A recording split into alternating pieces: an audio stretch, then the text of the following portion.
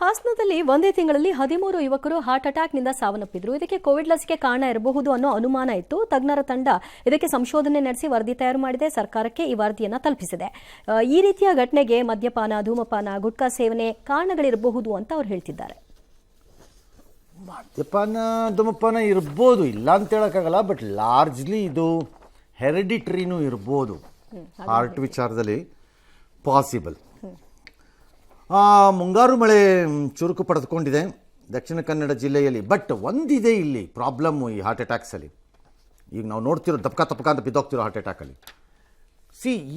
ಈ ವ್ಯಾಕ್ಸಿನ್ಗೆ ಮೊದಲು ಧೂಮಪಾನ ಮದ್ಯಪಾನ ಹೆರಿಡಿಟ್ರಿ ಇತ್ತಲ್ಲ. ಹೌದು, ಆಗ ಯಾಕಷ್ಟು ಆಗ್ಲೂ ಅದಿತ್ತಲ್ಲ. ಅದೇನು ಈಗ ಬಂದಿರೋದು ಅಲ್ವಲ್ಲ. ಅದು ಈಗ ಜಾಸ್ತಿ ಆಗ್ತಿದೆಯಲ್ಲ. ಕ್ವಶನ್ ಬರ್ತಾ ಇರೋದು ಭಾಳ ಜನಕ್ಕೆ ಮೆಡಿಕಲಿ ಒಂಥರ ಅಬೆಟ್ಮೆಂಟು ಏಡ್ ಆಯ್ತಾ ಈ ಏನಾದ್ರು ವ್ಯಾಕ್ಸಿನ್ನು ಆ ಎಲ್ಲ ಇದಕ್ಕೆ ಅನ್ನೋದಷ್ಟೇ. ಆ ಪ್ರಶ್ನೆ ಅದರಿಂದನೇ ಆಗಿರೋದು. ಇದಕ್ಕೋದಕ್ಕೂ ಸಂಬಂಧ ಇಲ್ಲ. ಹಂಗಾರೆ ಅದು ಮೊದಲು ಇರಲಿಲ್ವಾ? ಆ ಪ್ರಶ್ನೆ ಬರುತ್ತೆ. ಮುಂಗಾರು ಮಳೆ ಚುರುಕಾಗಿದೆ ಎಲ್ಲ ಕಡೆ. ಸಿಕ್ಕಾಪಟ್ಟೆ ಮಳೆ, ಎಲ್ಲೋ ಅಲರ್ಟ್ಗಳು, ನದಿಗಳೆಲ್ಲ ತುಂಬುತ್ತಾ ಇದೆ. KRS ತುಂಬಕ್ಕೆ 4 ಅಡಿ ಸಾಕು. ತುಂಬಿಕೊಳ್ಳಿ, ಭಾಳ ಸಂತೋಷ ಆಗುತ್ತೆ ತುಂಬಿದ್ರೆ. ಡ್ಯಾಮಿಂದ ಒಂದು 5,000 ಕ್ಯೂಸೆಕ್ ಹೊರಗೆ ಬಿಟ್ಟಿದ್ದಾರಂತೆ. Okay, very good. Vedaganga, Hiranyakeshi ನದಿ ಎಲ್ಲ ಸಿಕ್ಕಾಪಟ್ಟೆ ಕಬಿನಿ ತುಂಬಿಕೊಂಡಿದೆ. ಆಲ್ ರೈಟ್, ಒಳ್ಳೆಯದು, ತುಂಬಿಕೊಳ್ಳಿ. ಬೇಗ ತುಂಬ್ಕೋತಾ ಇದೆಯಾ ಅಷ್ಟೇ ತಾನೇ? ಒಳ್ಳೆ.